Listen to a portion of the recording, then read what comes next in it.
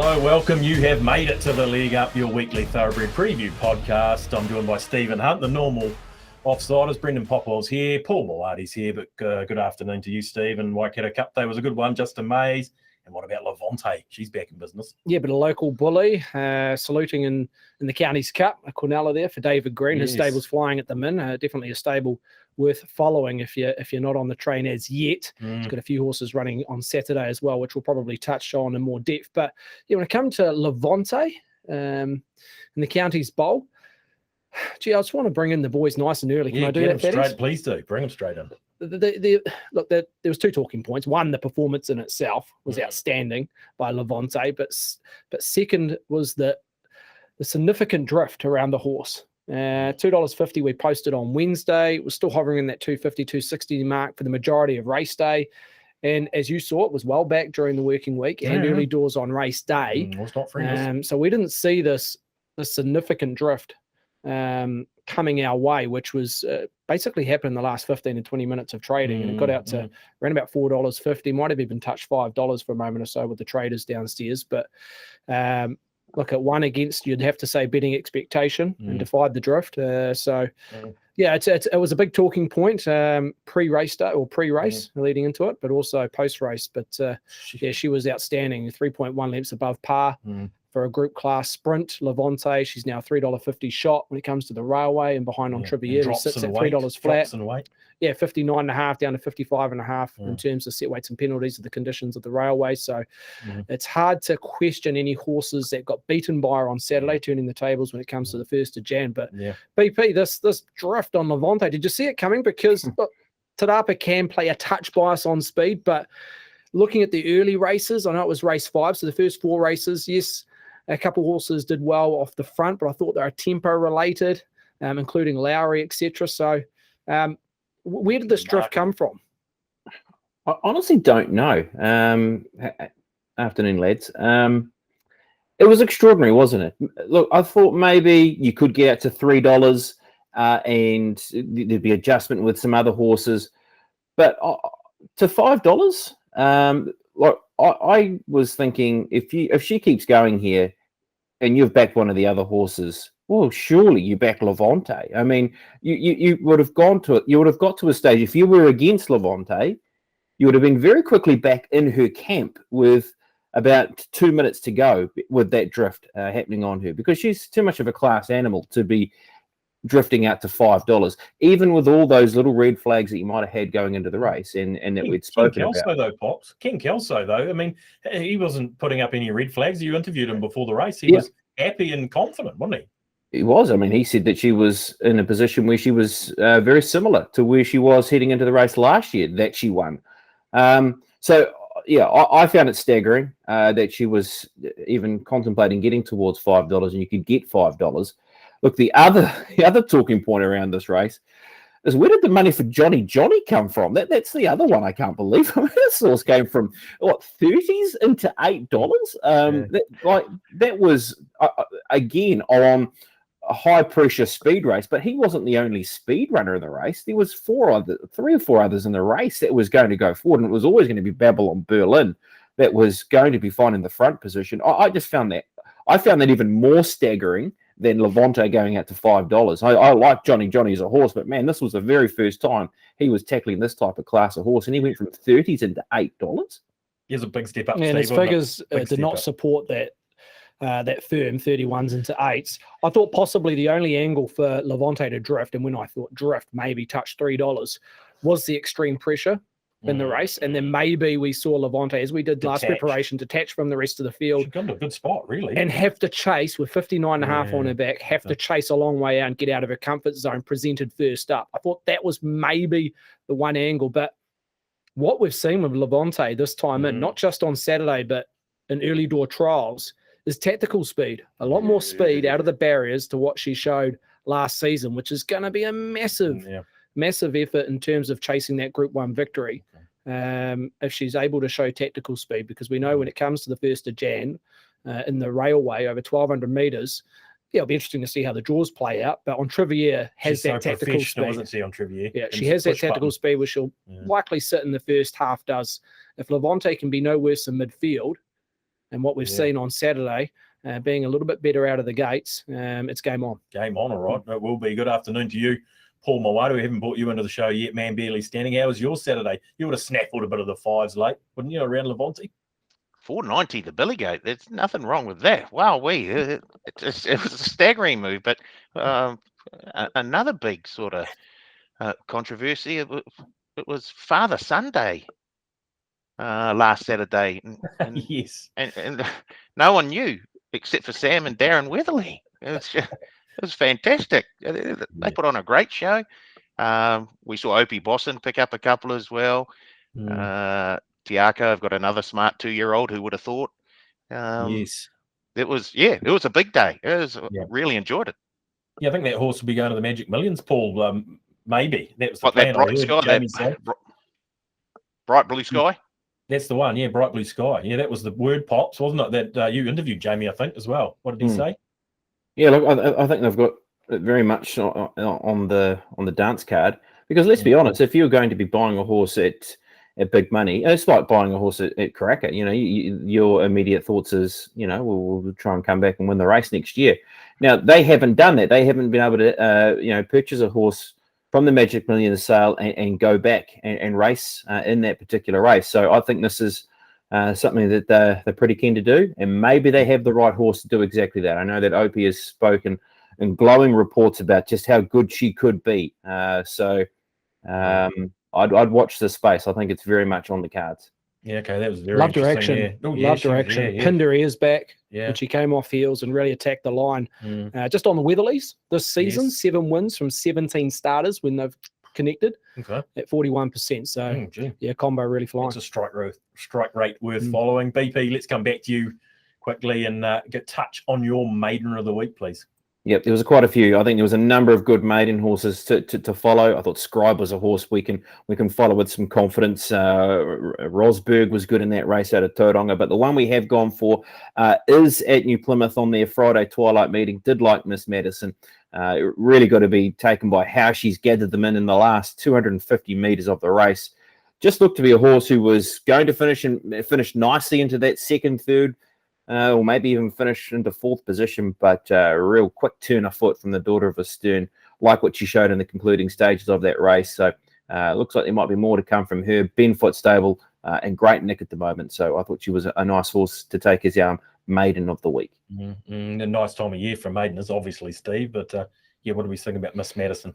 Yeah, rated 0.2 lengths below par, so basically on par. What I liked about it, looking at the figures, the first half of the race is 7 lengths below par. It's had to come from back and wide and rattled over the top of them. So, merit that, or performance that holds a lot of merit, just on the eye also. But, being by a Stern, not sure if it will get over a trip in terms of an Oaks candidate, but maybe those 16 2,000 metre races sit well with her. Yeah, okay, exciting times all around, as Pops quite rightly points out. Okay, Te Aroha, Whanganui this weekend, gentlemen, and we're going to focus mainly on Te Aroha. Well, first race we want to have a look at is race number 6 on the card. Eagle Technology Stakes, Group 3, Steve, over the mile. Run us through this market, please. You're headed by Demonetization, last start winner for Nigel Tiley and Lee Thinnis. Opened at $3.50 now. We've accepted a $15,000 bet on Demonetization on Thursday afternoon. Yes, we have. Wake up. Now sitting at $3 flat. In front of Le Crier, 3.8. HYPNOS $6, Royal Performer $8 out of turn, the Mitigator at $10, Frontman $11, TABATA at $17, Paisley Park $18, Moroni and Volativo 21 each of 2, and On the Rocks at $41. So look, there is a little bit of money around Le Crier, but Demonetization with that big single bet obviously is the worst way home for the tab, $3.50 into $3. Okay, I keep thinking of him as potentially a wet tracker, but that's probably doing him a disservice to Monetization, because he killed them there at Counties on the good last time, BP. He did, and I thought there was a little question mark about just where he might be for that race, to be honest, and got that feeling too from Nigel leading into that when speaking to him. But boy, he let down. And look, it was a funny race that, because you had some horses in that race that had only won one race, and they were taking on some open handicappers. And look, I thought the run of the second horse is probably a runner that we can note down and will run later on in the program. And I think maybe Paul Mawati has picked up on that exact stat in Max Schnell, but we'll get to him around that. Yeah, demonetisation. Look, drops 3 kilos on that to come back to the set weights and penalties. Royal performer. I do believe he will be an improver off that. He drops 1.5 kilos off that. He has the services of Jonathan Riddell for the weekend. I think he was in a similar boat. I'm just not sure how ready he really was for that race, but he'll come on leaps and bounds. Look, the horse I do like in the race is the Mitigator. Oh, I knew you were going there. I knew you were Stolen my thunder. Yeah. Carry on, people. He's one of 3 Group 1 winners in this race, and he ran second in this race last year off the back of winning at Awapuni like he is this time round. Of course, he was beaten by Gino Severini when this race was held at Ellerslie 12 months ago. Just thought maybe with him at 55 kilos, he is a natural leader and possibly the only horse that can find that position of being in front. He can really cruise in front here. I just like how he's found himself back into his form. I know he got out to a big lead and he was only clinging on to win that race by half a length, but he got the job done, and that'll give him the confidence to say that maybe he is back into that winning groove. I really do believe he's on the each way. He is a great chance on the each way. I thought the Mitigator. Okay. Yeah, $10 at the moment. Paul, around the Mitigator. Pay the $1 around BP having the Mitigator in his numbers. Yeah, well, we know where he's going to be. That's right. We won't have to look anywhere except up front. So, yeah, I do like the way that BP's thinking there. But what I like more is $15,000 on demonetisation. That talks to me, and that suggests to me. And off that last start win, I thought that was a very, very classy win. I know the field wasn't as strong as what it faced here, but I love the win. Just the way cruised to the line in the end. And I don't think it'll take too much more for demonetisation to pick up and wave to the crowd again this weekend. So, yeah, that's really got me interested when someone's confident enough to lay a large amount of cash down, and I get the ears pricked. I'm ready. It speaks volumes to you, doesn't it? Yeah, Speaks volumes I forget about the rest of the field. The form gets screwed up and just exactly forget about that.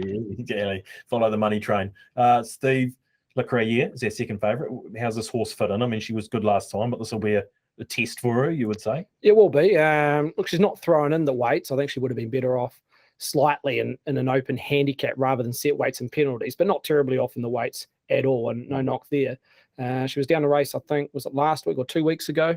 I think at Tauranga. The heavens opened up and she was late scratch. She's had a trial in the interim, a very good trial leading into this race. Suggests she probably hasn't missed a beat leading into this race, even though she missed that last start in terms of race day form and fitness. On her let's go back to the Open 15th TABATA on the 25th of October, just figures wise.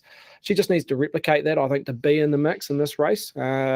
I know demonetisation looks at a leading hope at a $3 chance, but in terms of where all the other horses are operating this time and figure wise, I think she just needs to replicate that performance at TABATA to be a winning chance, Lee Career. So, and as I mentioned, not too badly placed at set weights and penalties. The Mitigator, yeah, I'm very keen on this horse. It definitely gets a default lead here. Definitely gets a default lead. As BP alluded, carried 58 kegs this time last year. Set weights and penalties, I believe it's 18-month window in terms of how the weights are allocated. Obviously, the Thorndon Mile was at the start of 2020. So the Thorndon Mile Group 1 status is outside the window. So the Mitigator drops from 58 to 55 kegs here. So ideally placed if you want to mirror up where it was in this race last year, 12 months ago. And you just look on its last start performance, 0.6 lengths below par, so no real knock there. And the second horse, Credit Manager, has been a sub-winner this afternoon in an open mild Otaki. So the form franking up around the Mitigator. Yeah, beautiful. BP, the Mitigator will be in the same place Show of Roses was last Saturday. Thank you for that as well. Yeah, that's right. Gee, I must say, with Show of Roses, if you were on, you must have been worried on the point of the bend. I was thinking, well, our alley cat's got us here. I mean, our alley cat had a shot, of a sweet run and was about to peel out I love how tenacious she was, and Boston was able to find the best from her. That was a good win, wasn't it, from Show of Roses? So the price was about. And look, this could be the same. This might be that classic case that if you want to back the horse each way or look towards that top 4 option. I mean, he's at that $10 price.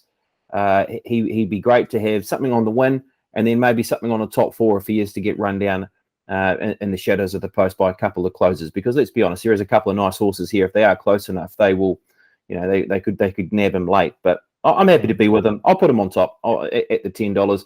Massive respect for Demonetization. I think that horse is the one to beat in the race. I think Royal Performer can also be a horse that will come off his last up run in a good space to lead him nicely into the Christmas racing.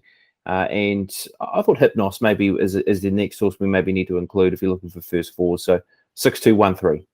Yeah, okay. Pop's going with the mitigator. Paul, how did you land in the end here? Well, like I said, I threw the form out the right out the back door. I've got Demonetization on top. I did like the look of the mare CRAVERES, and then I've got Royal Performer and the mitigator in there as well. Yeah, okay. So you got the mitigator in your numbers. Royal Performer will improve. No one's sort of got HYPNOS or Frontman, or BP had HYPNOS in for 4th there, Steve. What do we do with Frontman now after that? Well, I'm going to call it a failure last start at Tauranga. They're coming through a different race here, HYPNOS and Frontman. Maybe just not suited at weight for age. Plus that track at Tauranga, I know it had wet track form leading into that race, but maybe just with rain on the day and the continued downgrade of the track, maybe just didn't suit Frontman. I think he's better suited at set weights and penalties at this stage of his career in terms of weight for age. I've got no doubt he'll get to weight for age level and be well suited, but I just think with set weights and penalties 55.5, he's better placed here, but not for me on Saturday around Frontman. Not for me from what I saw at Tauranga. Yeah, okay. No, interesting thoughts. Okay, guys, let's move to race number 7 on the card. And gee, there's some intrigue here, Steve, around the Trevor and Corelli Eagle Memorial 3-year-old. Have I said that right, Pops? Corelli. My apologies. There we go. Corelli. Yeah, Trevor and Corelli Eagle Memorial. You can read out the odds because my computer's frozen. Technical difficulties. Here we go. This is what you get on the leg up bone. That's why we love it. Paranui Bay 250, our favourite. We know how good he's been. CRIQUE was very good last time, 3.6. Bella BEALS $5. Dubai Diva, scratch from today for Saturday's assignment. So there's obviously some confidence in the camp, 7.5. Just Dance $9. Lady Morole, 15. Flash Mary, who keeps running on Australia's $17. Aquacade 26. And Yes We Can out there, our outsider in the field at $31. Paranui Bay 250, Steve, our favourite. Early thoughts on him. He's been so good. Punters have made plenty off him too. Yeah, and he's been well supported in the first 24 hours. Paranui Bay, just on a started win, 0.7 lengths above par for a group standard race for a 3-year-old, which sits to be the highest figure for any 3-year-old thus far this season, and that includes Navia and the 2,000 guineas. So we've seen the Sarton sub be well respected in terms of form. Meritable, who ran second the Sarton, also ran second the 2,000 guineas. Again, he has a sticky gait. So in his first 2 starts, he's been able to have to carry or have to cover extra ground from those awkward gaits. And BP, we might come straight to you around Paranui Bay. He's drawn a little bit sticky.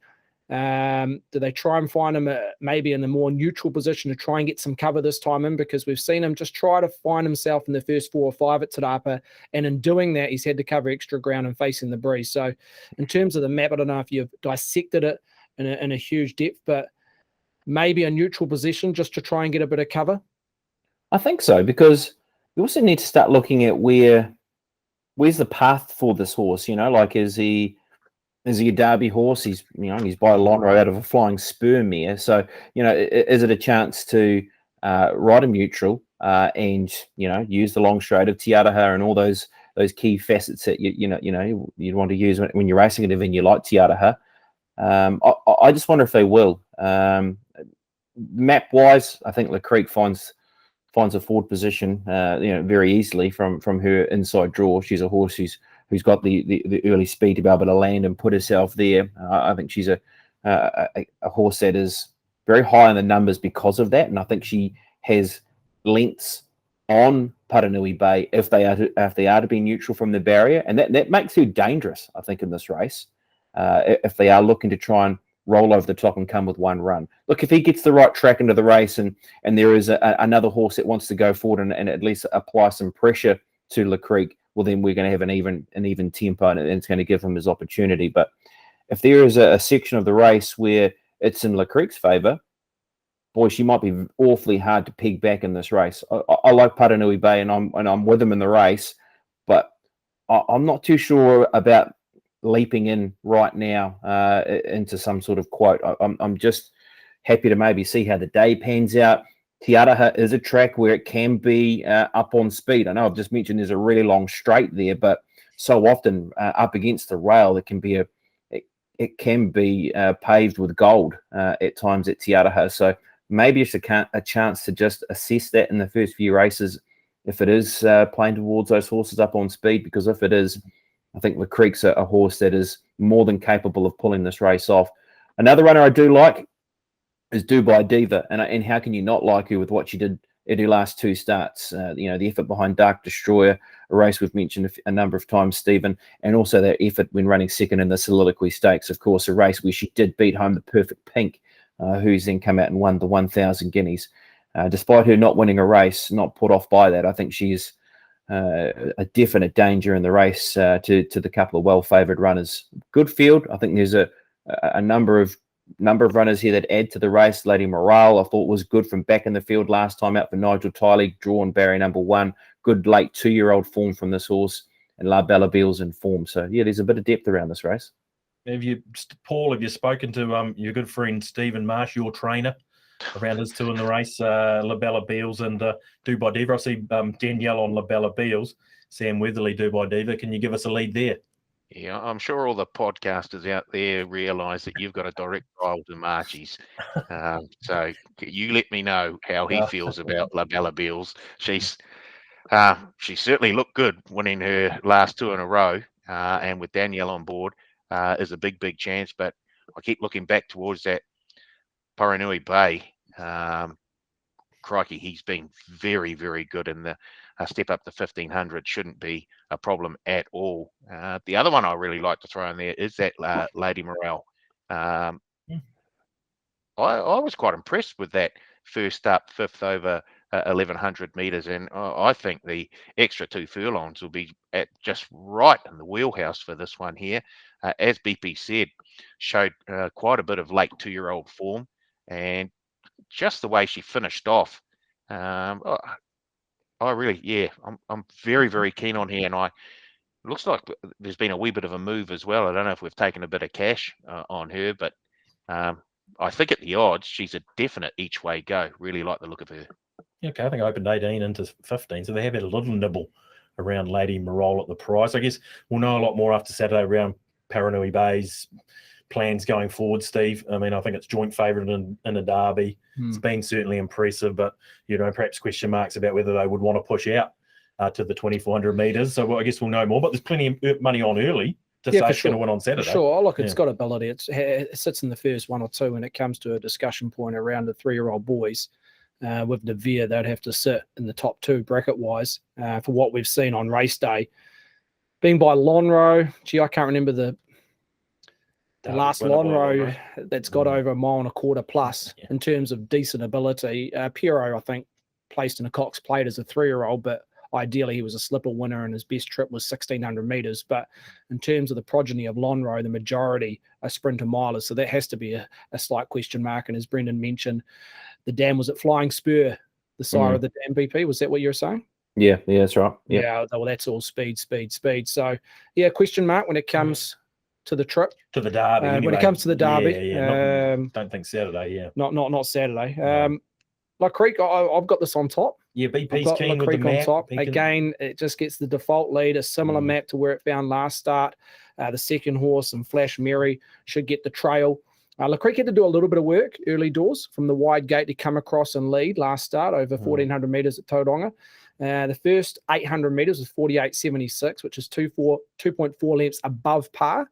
for the first half of the race. So the race shape was slightly against CRIQUE, who had to do the donkey walk and ran above even standards for the first half of the race, but still had the audacity to run the fastest last 6 and 4 100-meter splits off the front. Yeah, okay. So, yeah, I've got her on top. Look, a race that's dominated by fillies in terms of numbers, a couple of geldings and the rest of fillies. Yeah, just purely on the map, I'm just not sure where Paranui Bay sits in the map with that barrier of 9. I think they'll ride it neutral, but with the main danger being the leader, Tony and the connections might assess that and see how the track's playing throughout the day. Just Dance, should quickly mention on Just Dance, 1 start for 1 win. Needs to improve 5 lengths on what it produced at TABATA on its debut win. But numbers are not everything, right? It's had 1 start, plenty of upside on this filly. Upside, exactly. And if you look at the form, it's stacked up. Rekindled Express has been a sub-winner since running second to Just Dance and beating a smart one and Canny Man at Rotorua last week. So and won easily too, so that can be a sort of for slightly deceptive in terms of absolutely. But just on numbers, just needs to improve 5 lengths, but they can bounce off those figures and rapidly climb in terms of the ratings and figures when they've only had one or a few starts. Okay, BP, surmise the race for us. Were you brave enough to take CRIQUE, or have you got Paranui Bay on top? Look, this is how I'm going to approach it. If it's a day where it's on speed, maybe Paranui Bay and Tony Pike, they might change their plans. They might say, well, let's see if we do get out of the barriers, and maybe look to push them into a spot of maybe outside leader. But will that then upset plans of what they're trying to do later on into a preparation? So maybe they won't do that, and it's a case of 1,500 meters wide draw. Let's get him back, relax, and see if he can really finish off strongly. So. I'm 1-3-3-1. I think it's a great Quinella. I really do like the Quinella around these 2 runners because you're going to get 1 horse in front in CRIQUE, and you're going to get another horse that's going to be finishing really strong. And we know that Paranui Bay can do exactly that. So I'm feeling pretty comfortable around the Quinella of 1 and 3. Dangers, Dubai Diva for sure. I really liked her run last time out, and I think Lady Morale might be that little value maker if you're looking for the trifecta first 4. Drawn 1. If she can jump away with them, at least she can get that spot in behind CRIQUE, and she can be a really big first 4 chance. Yeah, okay. Paul, you managed to find Lady Morale as well in your numbers. What were they, please? 1, 5, 3, 4. 1, 5, 3, 4. You got Paranui Bay on top, mate. Yep. Okay. Going with the form on the board. He does look a progressive type, certainly, but as does CRIQUE, so it will be interesting to see how that race plays out come Saturday afternoon. Te Aroha race number 7, the Trevor and Coralie Memorial 3-year-old. Okay, guys, we're going to jump to race number 8. How's your computer playing, Steve? Yeah, I'm back on track. Okay, back on track. Here we go. TAB paying the bills. Yeah, exactly. The internet's flying in here. Right, race number 8, the Jeff Brindley Memorial 1400, the Open 14, Steve. Now, this is a nice field. Oh, yeah, no, but we know who's on top here.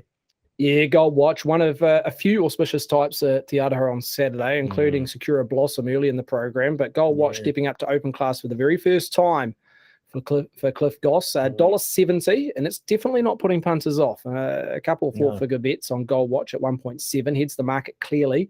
In front of Runner Perfection, 450 out a few clicks to 4.8. Packing Rockstar, $10 flat with Raposa Rapida, who's been played, Raposa Rapida. That is your one firmer. Now, Gold Watch well played remains the opening quote. But in terms of a firmer, Raposa Rapida 12 into 10, Chasu Bell 11, and then there's a little bit of a gap to Tiptronic at 26 with Time to Celebrate. But look, a couple of horses, Gold Watch well played 1.7, definitely not putting punters off, and Raposa Rapida 12 into 10. Okay. GBP, well, we know the story, but it's an absolute ripper. That's the first thing we need to say around Gold Watch. You just love to see this horse win for all the reasons around the trainer and all the connections around Gold Watch. And gee, who's to say he can't step up to open handicap here with only 54 on his back and do the business? Yeah, I mean, it is a wonderful story, and I hope that it's a developing story. I really do believe that there could be some more chapters to unfold around this story with Cliff Goss and Gold Watch, because he just looks like he has there's something there. There really is something there to play with, and we'll see it, in the next few starts with whatever path he wants to take with him, and where they want to head, and if it's, races like the Thornton Mile or whatever he's got in line for him. I'm not sure, but we'll find out more after the weekend, no doubt, won't we? look, he sits in a nice place. Yes, so he is taking on the better horses here for the very first time. So, you know, hence why he's got the 54 kilograms. He's got a good draw. I mean, he's just got a lot of things in his favour here. A little gap in between runs. I mean, that run was back on the 25th of October, so it's a month between runs. But, you know, you get Cliff Goss, a trainer that, you know, he's been around, and I quite like it. And I think a lot of people that I've spoken to about sort of Cliff Goss is that, you know, he's one of those old school trainers, and, you know, he takes his time, and he's a man that wants to give space to the horse, and it's all of, you know, it's quite neat, isn't it? It's refreshing in a way to be able to almost have that like that Noel Eels type trainer, you know, just sort of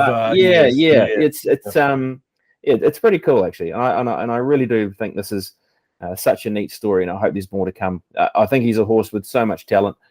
He's short enough, but looks so he should be. He's won his last 5 races, and he won with 62 kilos in a race I thought he was maybe going to be ultra vulnerable in, and so did his trainer, and he still proved everybody wrong, and he was still pricking his ears halfway down.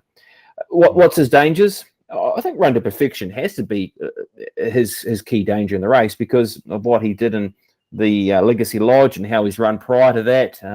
Look, he's not too far off the mark, I thought, Run to Perfection. And then you're looking at Chelsea Bell. I've really been taken by Chelsea Bell's trial, and then with how he's run first up. Aaron Layton's aboard. So, you know, he's a horse that's running in a good space and packing Rockstar and RAPOSA Repeater. And, you know, they're all decent chances. It's a step up, yes, from his last start, but I think he can keep working his way towards that better grade. What are you thinking, Paul? $1.70 gold watch. Are we with or again on Saturday? Oh, that's in just about every single multi I'll have this Saturday. So I'm hoping Cliff Goss and the team can get the job done, and I think they can. And as BP said, it's a wonderful story. We've got some wonderful stories in the industry, and we probably need a few 30 by 30s or 60 by 60 ESPN type sort of short sort of just to tell these stories that we have.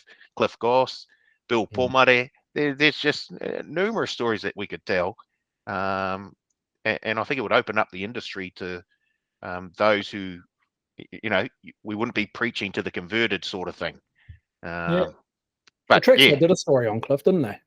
A few weeks back, just prior to, I think, making its first up run at TABATA, and I've only seen half of it, so I apologise there. But the first half I did see was intriguing. It really was a must watch. So I'm not sure if Trackside are going to show up between now and leading up to Saturday, knowing that the horse is running in an open race. But from what I saw, the first half of the segment was a must watch. Yeah, you're right, Paul. Absolutely. Yeah, those sort of stories, they're everywhere, aren't they? You just have to sort of try and find them, don't you? Trackside do a tremendous job to a large degree and bringing that background to that stuff. But boy, but 30 for 30s, yeah, we love those shows. Why can't we do something like that? Exactly. But back to Gold Watch, yes, on top for me, most definitely. Really, really do love the chance. And as I said, in every single multi this weekend. So yeah, I'll be selling my Gold Watch if Gold Watch doesn't wave to the judge on Saturday, please. Look, Steve, he was $2.80. I mean, BP was nervous first up. Cliff Goss was nervous. The marketplace was pretty nervous too, to be fair. 62 kilograms first up over 1,400. They took him on to some degree, started 2.8. But then came out and just sat up with his ears pricked and was completely soft on the line. And it was a massive win, really. So yeah, 62 kegs, not a recipe to dive into at the shorts, but he was at 74 level. Just on that figure, purely at rating 74 level, 2 lengths off open handicap standard, but that was carrying 62. He drops back to 54 in an open handicap. So you've got to take that on board. $1.70 is rock bottom for me. As much as he's the horse to beat, $1.70, I'd be surprised if he started shorter than that, even though punters are very, very keen to back him early doors. But he does have that overall profile of capturing the imagination of punters. But in terms of where his price gets to in terms of smart money, either for him or against him. I just have a gut feeling that $1.70 is his bottom price. Okay. He'll start between $1.70 and even money on Saturday. I'm very keen on Run to Perfection. I thought it was as good a win. Well, sorry, good as performance as basically a win last start. He was very unlucky. He was in a terrible position coming into the last 600 at Te Aroha over 1,200 meters. He was back last on the rail, came off heels halfway down the straight, ran home the fastest 6 400-meter splits. Very similar in terms of sectionals to Rock and Horse, who finished in behind on that occasion. Rock and Horse being a sub-second Levante last Saturday. So I'm liking that form in terms of mirror around the Run to Perfection. Drawn barrier 9. Now he is going to get back. Naturally, he gets back as well. So from barrier 9, though, Michael McNabb will have the ability to take off when he wants. Via Te Aroha last start when he was stuck against the rail there. So it looks to be even tempo, packing Rockstar, Manrico, Money Trail. They're all horses that like to go and find a spot early doors. So I think it'll be even tempo. But again, we'll just see how the track's playing. But Gold Watch probably in that neutral position from a nice draw and barrier 4. But just on price sensitivity, I'm around Run to Perfection. Do we need to be concerned about right-handed for Run to Perfection? Just off the top of my head, or is that a myth? No, he's won at Ellerslie. Yeah, he's won at Ellerslie. Yeah, because it's Tauranga. I keep you winning at Te Aroha all the time, but okay.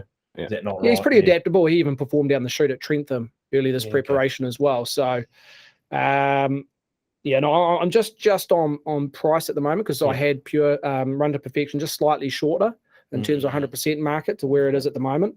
And obviously Gold Watch was closer to even money to where it's represented at the moment at 1.7. So, Okay, BP, sum it up for us. Give us your numbers. Are you with Gold Watch? Have you got them on top? Yep, I have. Yep, I've got him on top. 7 to win, Gold Watch. Run to Perfection as my second selection in the race. I've got Chiao Bao. He might be one that you can keep close for trifectas in first fours and packing Rockstar. So 7, 8, 6, 2. Okay, Paul, do you even have a second, third, and fourth for us or not? 7, Daylight. Yes, we got that. Yep. 2, 6, 8. Packing Rockstar, Chiao Bao, 8. Oh, Run to Perfection for fourth. Well, you got Chiao Bao in there, so okay. Maybe we take a Lady Morale, Chiao Bao top 4 double. I see you boys both lining up on a couple of. And the Mitigator as well for top 4. Yeah, Mitigator the top 4. Here we go. Yeah, thank you. Yeah, very good. Now we're talking. That's our treble. Top Lady Morale, Chiao Bao, and the Mitigator. Top 4, 3-legger. Perfect. Okay, guys, that's our preview of Te Aroha. There's some other good races on the card. Sakura Blossom's back. We might touch on that before we go, but I do want to have a look at the Whanganui Cup. Race number 7 on the card, Steve, and headed up by Joe. They love that. This is a horse that's always well back with us. I see they're in again here. Who's our favourite? You Are a Star off a 7.5 peak, now trading at $4.50. The stablemate Myriad Alone, who went up $4.50, out to $5. Bonnie Ezra 5.50, Cernate 7.5, Prince Leo 9, double figures around Zola Express on the quick backup from last Saturday at 10. Motivation up over ground for the very first time, 12 out to 13. Shares that same price with Sky Fighter. Hunter Pence, the defending champ, at 15 with Pet Talk, and also Billy Boy at $15. So quite a compressed market, Thad. You Are a Star, the big talking point, 7.5 to 4.5, but this is a natural trend. Just warning punters that it gets heavily punted throughout the working week and then can naturally be a little bit soft on race day. So it's about assessing its right price. I think it will drift and probably start closer to 7.5 on its opening line, to where it's currently trading at 4.5. But it depends all about the liability and how the traders want to operate around the source. But naturally, we see a lot of money on Thursday and Friday and then be naturally soft on race day. Third up into this, Paul, if you like that move around demonetisation, you probably don't mind the look of this around You Are a Star. That's especially when the stablemate was the opening favourite, and then we get a flash of money for You Are a Star. It almost sounded like Steve was trying to point the traders in a direction there in terms of how to manage this market. But I love money. Well, I love to see the movement. Unfortunately, it moves away from me more often than it moves towards me. But that certainly has me interested. The early support for You Are a Star. Now, what was it? Now into 450. Yeah, 450 now, Pops. I mean, that's a good early move, but you know, these are always good betting affairs, these Whanganui Cups race or rural Cups races, and this is no exception. Yeah, and I think now with that sort of move, start shopping, start looking around and see if you can find something at a pinch of overs. I actually didn't mind 2 horses in the race. Prince Leo, I think Prince Leo's a horse that you want to keep following. He just seems to be one of those horses that can pull off a Cups race, and this might be it. Daryl Bradley aboard. He knows the horse well. I know that Liam Carey's been on recently, but I was taken by what the horse did in the Fielding Cup, and I didn't mind the Fielding Cup run too of Bonnie Ezra, the horse that's right underneath, who finished into 4th position. Same again. I think both of these horses have the capability of winning a nice Cups race at some stage, because they are going to be able to squeak into these races, you know, coming through on the minimum. So they were the 2 I was keen to have something on. And what have we got looking at? Prince Leo's $9. Bonnie Ezra's sort of sitting around that 550 mark, and a slight little drift outwards with You Are a Star, with the money coming for it. So yeah, that was my early thought of maybe looking around, backing 2 horses each way. Yeah, don't mind. You're a bit of a Prince Leo fan, Steve, in fairness. Yeah, I am. Just needs to operate on a firm deck, which is a slight query. And I think he's better suited at a bigger, roomier track. For example, Trentham. Might have a nice race over the Christmas New Year period at Trentham, whether it's a Summer Cup or one of those staying races down in the grades. But not sure if a Wellington Cup is just going to come up a touch soon for Prince Leo. Saying that, if he's in form, he'll get on the minimum there, Prince Leo. But yeah, just intriguing to see how he performs on a better deck before I dive in. But I do respect the horse. I think overall he comes out of the right race. The Fielding Gold Cup, 3.5 lengths above par when House of Cardia won that race. That is the genuine form leading into the race. Marietta Lane finished 2nd, Cernate 3rd, Bonnie Ezra, who was fairly short in the SP, I think second fave, $4 in behind House of Cardia, and finished 5th or 4th. So I think that's the form. In fact, I've got no doubt that's the form. The winner will come out of the Fielding Gold Cup a few weeks back. So I'm taking a set against the horse that's been well played early doors. I think naturally the marketplace will gravitate towards the Fielding Gold Cup in terms of this year's edition of the Whanganui Cup. Okay. Paul, anything to add here? Numbers for us in the Whanganui Cup? You following the coin here? I am. I changed my numbers after I saw that. So I've got You Are a Star on top. Oh, yeah, I like Bonnie Ezra as well. I think Colin Cromartie's got this boy ready to go, and he could maybe just pop up just at the right time here. So You Are a Star in front of Bonnie Ezra. I'm going to throw Sir Nate in there as well, and Marietta Lane. Yeah, okay. You go on the 9, ahead of the 12. BP, where did you land? You were Bonnie Ezra and Prince Leo. Yeah, I was. Yeah, I'll go Bonnie Ezra just in front of Prince Leo. If there was one horse in this race that intrigues me, and it's Motivation, number 6. Now, if there is a trainer or a training combination that can get a horse to push out into further distances, it is certainly Nelson and McDougall. They now train this runner. He's run 3rd in the Mitigator race last time out over 1,550 meters.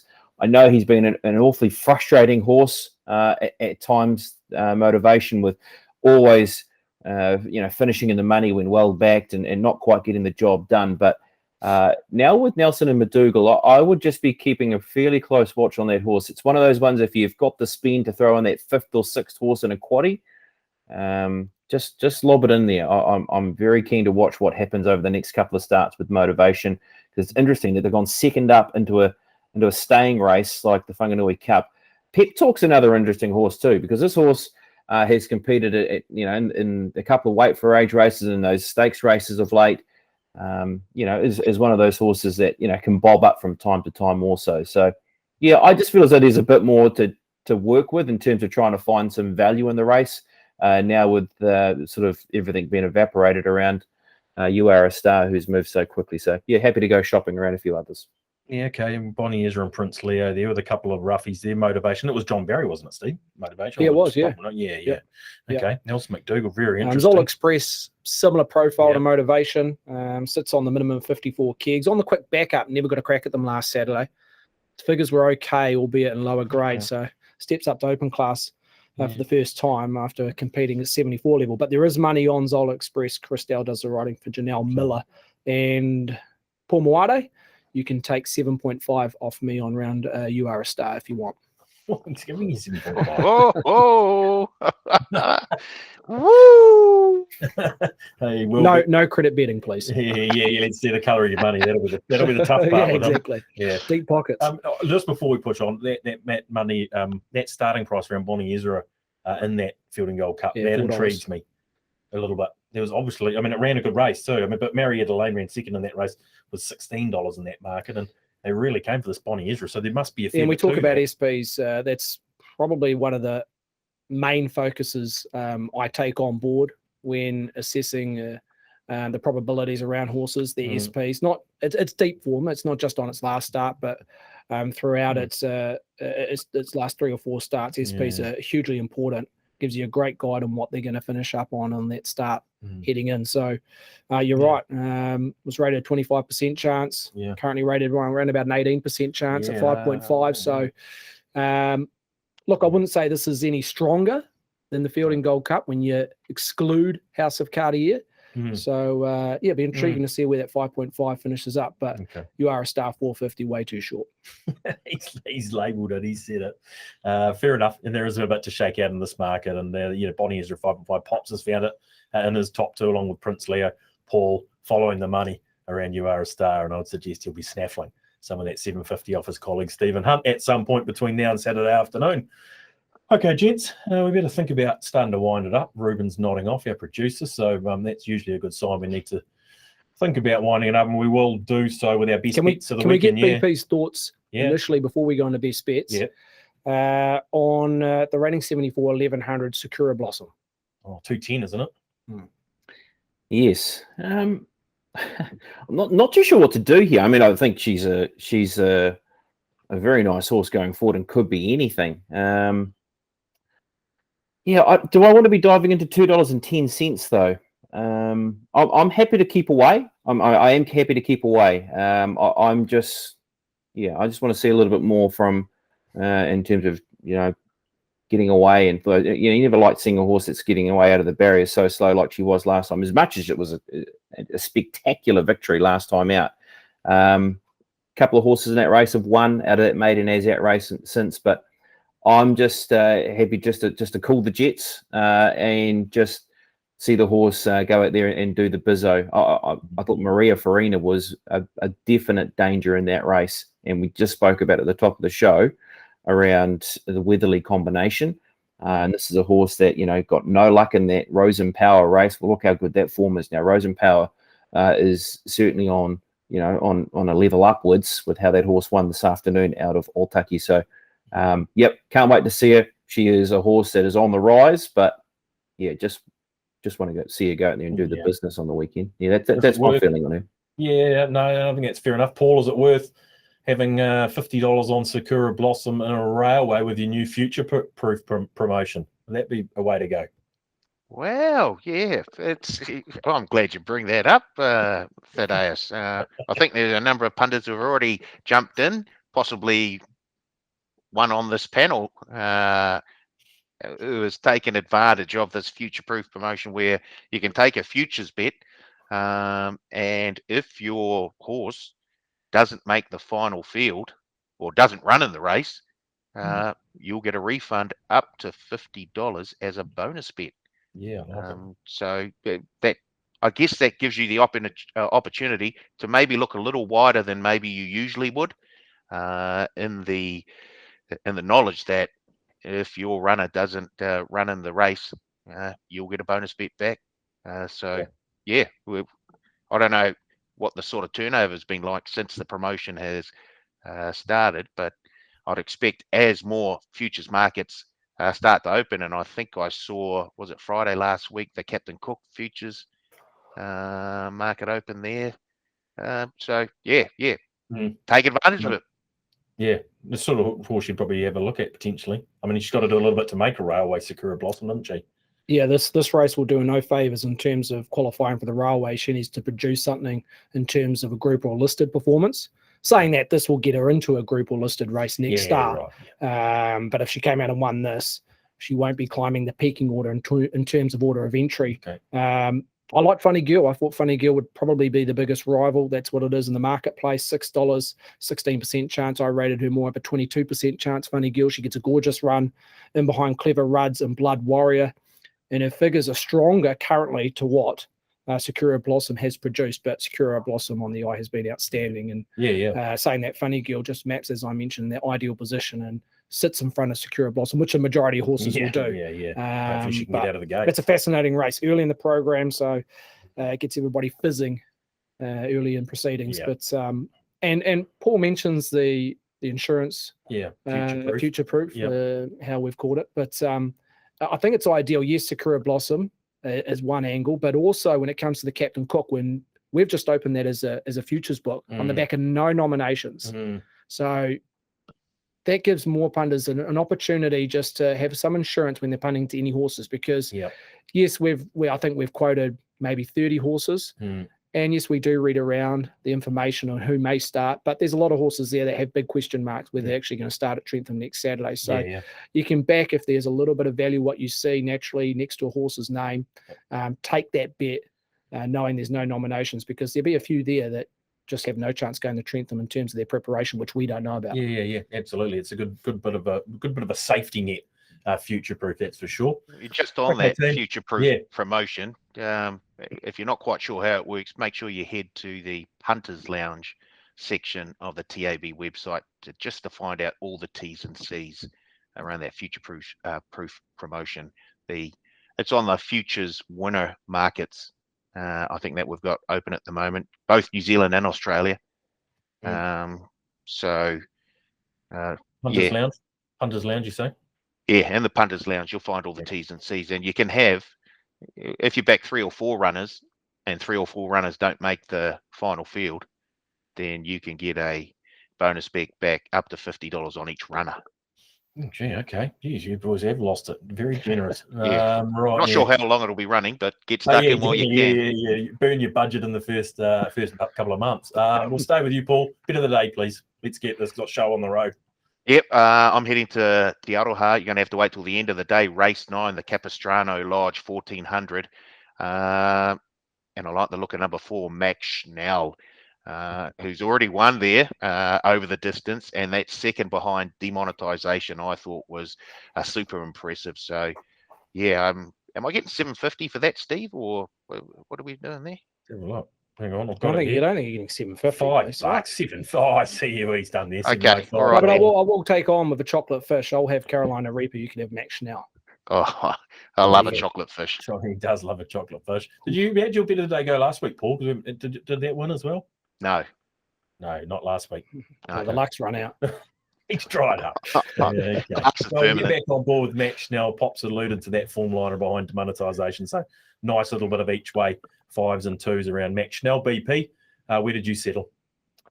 Look, I went for a horse that starts at 9:45 p.m. on Saturday night. So where could the races be? Maybe we're sort of talking, Wentworth Park, Globe Derby, Harness, Melton, Menangle into Dominions. No, we'll go to where the Group 1 racing is, and of course it is out west for the Winterbottom Stakes. So I'm going with a horse that won the Winterbottom last year. This horse has been an absolute weapon over the last couple of starts. So his name is Elite Street, ridden by Brad Rawilla. He really just seems to have an affinity with this horse. There should be speed on in the race. Will Chino, the stablemate, will be a horse that will be forward and running. Has been 6 on the bounce, I think, so far out west. Will Chino, and will give them something to chase. But this horse, once he just balances up and comes around that top bend, because he'll sit midfield, back and running. But boy, he is electric. I really like Elite Street, 240 at the moment to take out the Winterbottom. I'm glad you're in the Winterbottom because we go back to Future Proof. That's the very first futures market that the Future Proof promotion applies to. So when the final field was declared, what was it, Wednesday? Yesterday. Yeah, yesterday. We chucked a few bonus bets into a number of punters' accounts for those who had back runners who hadn't made the field. So there we go. And if the two emergencies are scratched on race day, those punters that backed those two will also get refunds up to $50 if they back them in the we're future. gonna have a review of this. We're gonna have a review of this future. It's just money flying out the door. Oh, yeah, exactly. Well, bonus bets. Yeah, no, lovely stocking stuffer from BP, $2.40. We can put that in our multi-elite street, Stephen. Wind it up for us, please. Yeah, I'll go halfway through the program at Te Aroha Race 5, the rating 74 stayers, 2,200 metre event. Global Currency, I was with this horse 2 starts back when winning. Last Saturday at Te race shape totally against this horse. The first 1,500 metres, Lowry went out 21 lengths below par. So basically mission impossible to where Global Currency was on in the map. I think he was back, if not last, second last. His best closing splits in the race produced the fastest, I think it was last 6, 4 and 200 of the race. The last 200 was only 1 length off Levante, her last 200, which was by far the quickest last 200 of the day. So Global Currency was fair flying at the back end of that staying race. I think there'll be moderate tempo. I don't think they'll go hammer, but he doesn't need to. It's a smaller field here. He's clearly the one to beat. I think he's up to open class staying ranks, Global Currency. He just needs to get there. Sometimes he can be a low percentage play in terms of the map, but a smaller field here. Definitely a weaker field to what it met last Saturday at Te Aroha. I think he's got them covered. 2.5 currently trading. I can feel a multi coming on here. Elite Street, Global Currency. A couple of top 4s. Okay, team. That is enough for the leg up this week. BP, now you won't be, I presume you won't be on track at Te Aroha. How was it at Te Aroha on Saturday? Did you enjoy yourself? Yeah, no, it was good. It was good fun. It was nice to be there, and I was better for the run from Melbourne Cup Day. Yeah, it was just great to see people again. Actually, you haven't seen for a number of months. Yeah, hopefully we will be back again in a couple of weeks' time for Waikato Cup Day, and then into Boxing Day and New Year's Day at Ellerslie. Absolutely, plenty to look forward to, no doubt about that. Paul, thank you for your efforts as always. You've got a busy weekend. You've got a few to back, haven't you? I've already backed a few, but yes, I've got a few more to back as well. Thanks for that. Hoping for at least one return and a chocolate fish. Yeah, exactly. Come see me. You could be in for a big weekend. Thank you, Stephen, for your efforts. Cheers, Steve. You'll be in the office on Saturday again, no doubt. We'll do. Yep, for sure.